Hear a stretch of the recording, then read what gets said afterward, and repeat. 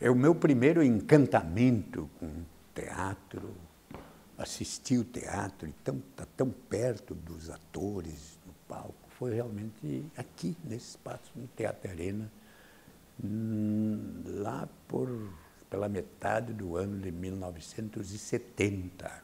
Né?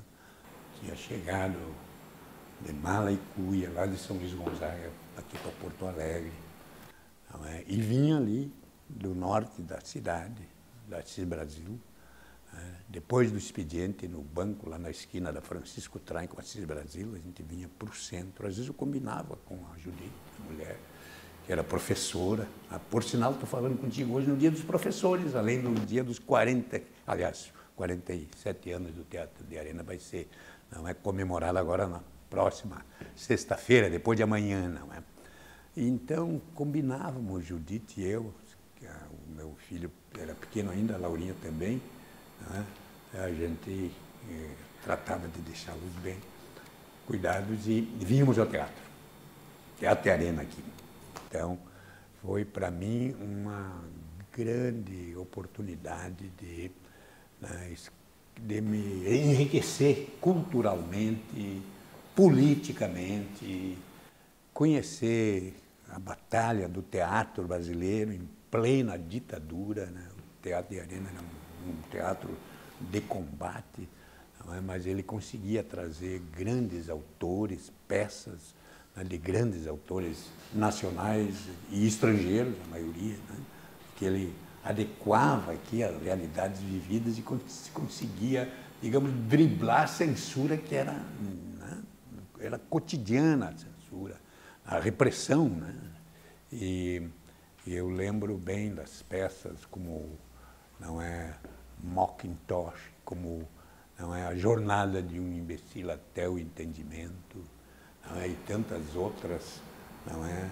Claro, tinha Ibsen também, tinha Pirandello, se não me engano, tinha, não é, outros grandes, né, teatrólogos, não é, pessoas e textos que o próprio Jairo, a Marlise, o Jesus Tubalcaim, o Câncio e outros, né, adequavam, adaptavam, criavam um cenário aqui simples, singelo, mas sugestivo, que dá um ambiente assim que, não é, você entrava num clima que te instigava a pensar, não é, a fruir aquilo que estava, né, vendo, ouvindo, a ligar com as subjetividades, com os sonhos e também com as esperanças e também com a realidade, não é, que vivíamos naquele tempo. Então, o Teatro de Arena, para mim, foi uma enorme uma escola,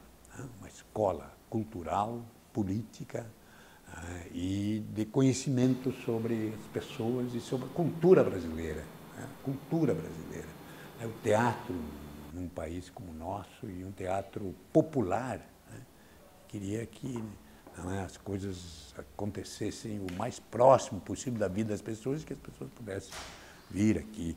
E eu sei, depois, conversando com o Jairo, com os atores, dentro da Associação dos Amigos do Teatro da Arena, da qual participo, né, que não foi fácil conquistar esse espaço aqui, né? Evidentemente que teve, não é, pressão sobre governos e teve respostas positivas de governos, né, pós-ditadura ou ainda na luta contra a ditadura, que garantiu, não é, que esse espaço aqui nos altos do viaduto, no centro de Porto Alegre, aqui próximo da Duque de Caxias, né, fosse essa casa que está aqui ainda, né, resistindo e fazendo teatro.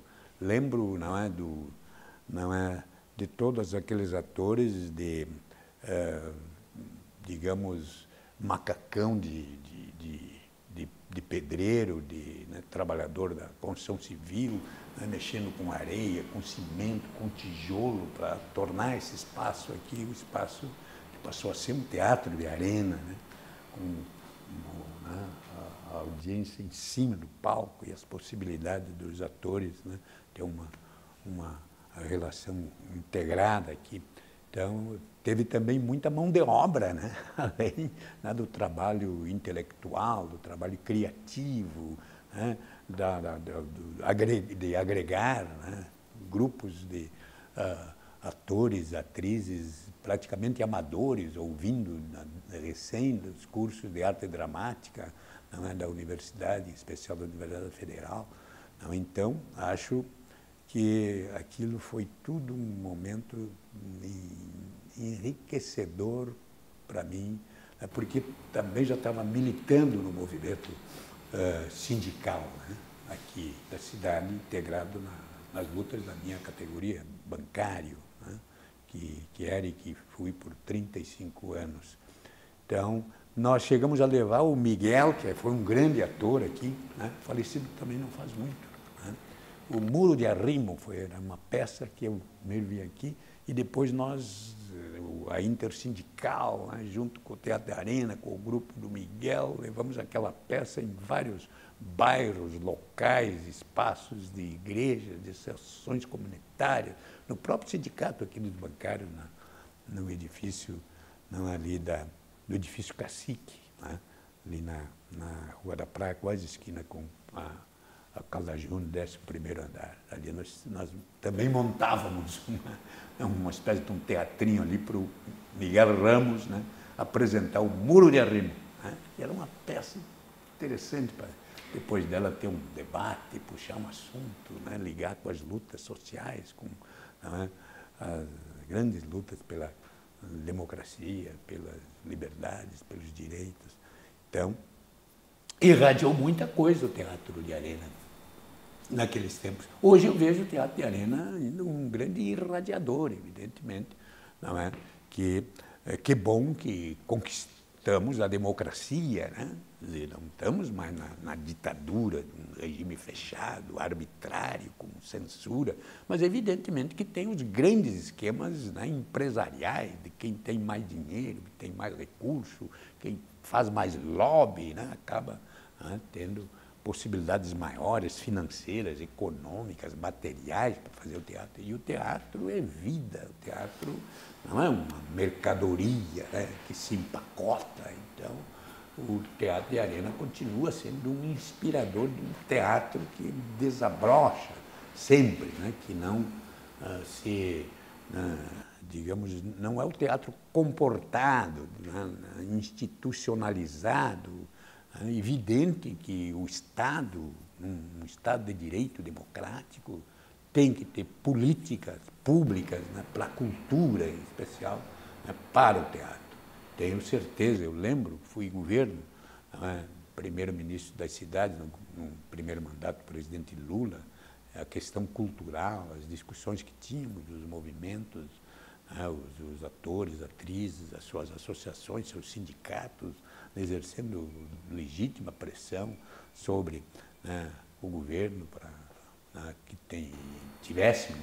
tenhamos políticas públicas, né, que abram os espaços de criação, de criatividade, espaços públicos, né, de manifestação cultural para acesso livre e amplo, né, de todos, em especial oportunizar a criação artística, não é, que venha de baixo para cima, evidente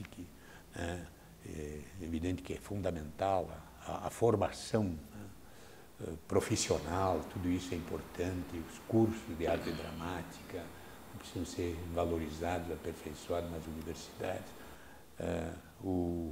Mas o próprio Teatro de Arena é uma escola, né, de formação também. Acho que evidente que precisaria ter uma política de financiamento público diferente. Eu acho que essas leis de incentivo à cultura, como a Lei Rouanet e outras, acabam, não é, fazendo com que a cultura seja definida nos escritórios das grandes empresas, não é, que definem a sua, digamos, a renúncia fiscal. O governo abre a possibilidade de uma renúncia fiscal. Então, as grandes empresas deixam de pagar, né, um imposto e aquilo que elas deixam de pagar, elas mesmas decidem para quem financiar. Né? Então, fazem cortesia com o chapéu alheio, porque aquilo é dinheiro público. Só que, né, o governo não cobrou das empresas, as empresas fazem a sua política cultural com o dinheiro, né, que está lá, né, administrado pelo governo. Nada a favor de um Estado, né, que, né, controle tudo, um Estado que até define o que é bom, o que é ruim na cultura. Isso é uma arbitrariedade, isso é uma violência, né, isso é ditadura. Né? Então, não, o Estado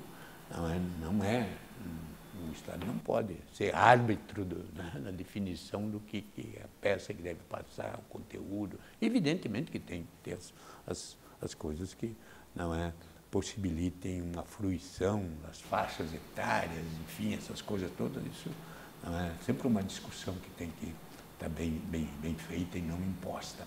Então, acho que o teatro de arena é uma fonte de inspiração permanente, de irradiação também, de um bom debate sobre cultura e uma possibilidade de a gente assistir peças, né, importantes num palco tão pequeno que resume a vida e o mundo. Né? Então, longa vida e boa luta para o teatro de arena.